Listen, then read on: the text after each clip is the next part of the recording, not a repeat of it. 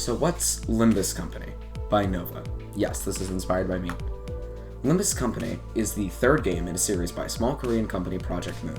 While you don't need to play the previous games, I will still be minorly spoiling them, particularly the end of Lobotomy Corporation.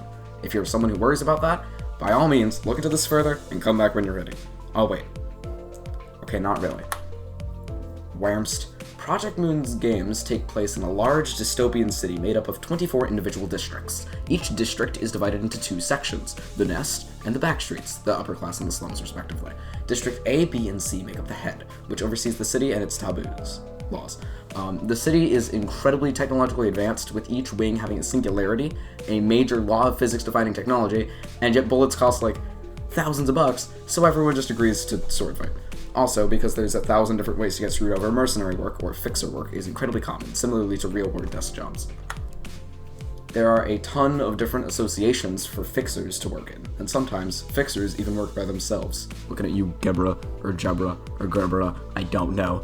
Some examples of notable associations include Y, which does protection jobs, She, which does assassinations, Liu, which does warfare, and has the best fits, definitively, and Hana, which oversees all fixtures and no one talks about. Okay, but like, what's it about? In Limbus Company, you play as Amnesiac Dante, working as an executive manager for Limbus Company. Shocker. You're tasked with journeying through the districts, collecting golden bows, which are the special MacGuffins of this game. This game is split into 8, about to be 9, this Christmas, cantos, each focused on a specific character. Oh right, the characters. There are 12, yes 12, main characters in Limbus Company, the Sinners. These are the ragtag band of outcasts you direct through gameplay, and the best part of the game. There's a character in this group for everyone, unless your favorite is Rhodia, in which case, I have bad news. How do you even? Alright, this is gonna be the hard one. Gameplay. I've been dreading this. I won't go too in-depth, as there is a tutorial in-game, although not amazing, and a lot online, but here's how the coin thing works. So when you select your unit's skills, each ID has 3 skills. Each have 2 numbers, the base number and the coin power.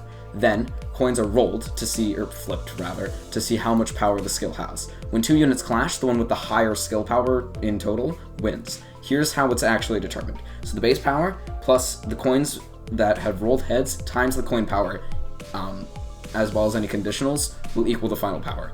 It makes sense if you play it. Also, if the equation doesn't make sense, don't worry, it just helps my brain think about it. Here's a good example. So this skill starts with a base power of 13.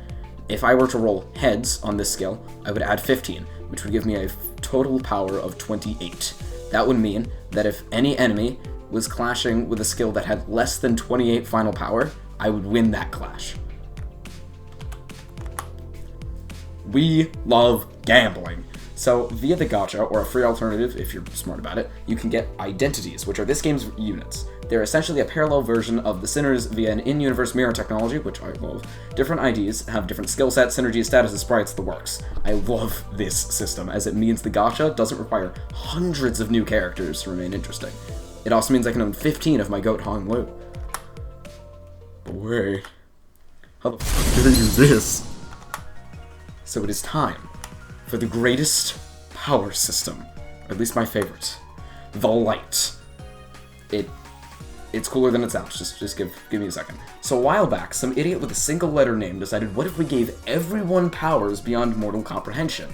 To which his AI assistant said, no. Now, whenever someone has a particularly bad crash out, they can manifest E.G.O, or E.G.O if you're snobby about it, which takes the form of weapons, armor, whatever Kim Ji-hoon feels like. If, however, they succumb to the voice, no, I did make that aspect up, then they will destroy, becoming essentially the newest SCP entry. In addition, if you happen to be in one of the 2 places that does it, you can get E.G.O gear of other SCP creatures, which is why every identity with E.G.O gear starts with Lobotomy E.G.O, because that's how they got it. Little tidbit for if you do play the game. So, in short, to speak as pretentiously and honestly as I can, Limbus Company's excellent narrative, great characters, and amazing gameplay, despite what some people claim, and very low bar of entry, it's free, make it a game I will never shut up about until more people recognize it.